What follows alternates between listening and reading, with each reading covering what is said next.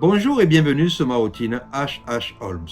Au 19e siècle, le docteur Henry Howard Holmes fut le premier serial killer américain avec plus de 200 personnes à son actif.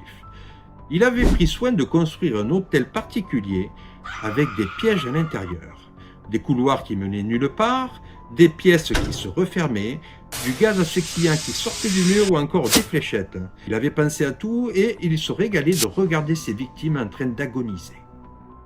Maintenant que vous connaissez la petite histoire, place à la routine. Voici l'expérience que je te propose.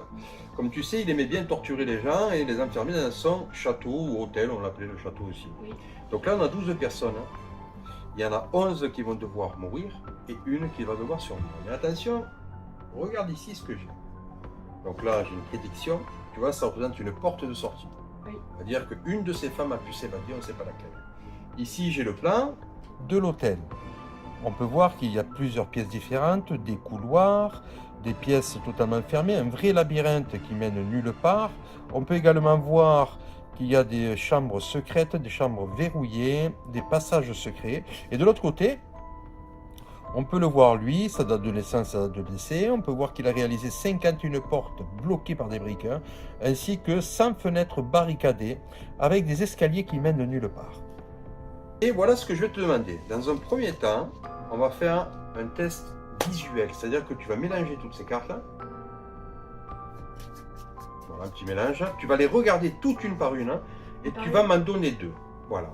Donc on va faire un choix visuel. Je veux que ce soit toi pleinement qui choisisse tes cartes. Voilà, tu les poses.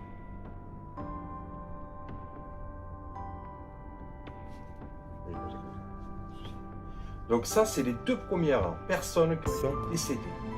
On va dire qu'elles ont été étranglées. Ok? Tu remélanges les cartes. Maintenant, je vais te demander de faire un choix inversé. Donc, premier choix visuel, choix inversé. Tu retournes ces cartes et tu vas en retourner 5. Une. Deux. 3, 4 et 5. Donc tu en as retourné 5. Oui. Et évidemment, ces 5 là, comme tout à l'heure, je ne vois pas bien, on les élimine. On va dire que sont décédés d'asphyxie. Un gaz qui est arrivé. Ah. Il nous reste maintenant la dernière étape. Est-ce que tu peux mélanger une dernière fois? On a fait le choix visuel, le choix inversé.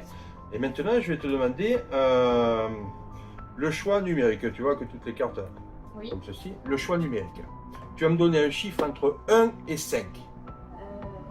4. 4. Imagine que toutes les 4 heures, elles se prennent un coup de fusil. Ah. Elles sont 4, donc il en reste une qui doit survivre et 4 qui doivent mourir. Toutes les 4 heures, ça donne ça.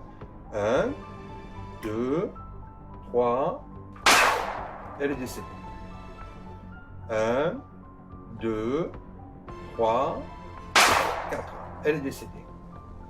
1, 2, 3, 4. Elle est décédée.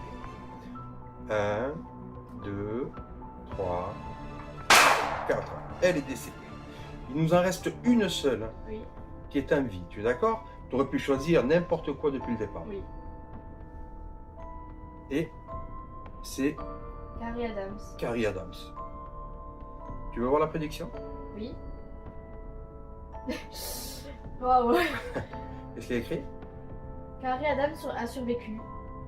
Parfait. Bravo. Je te remercie. Voici l'expérience du docteur Holmes. Bravo.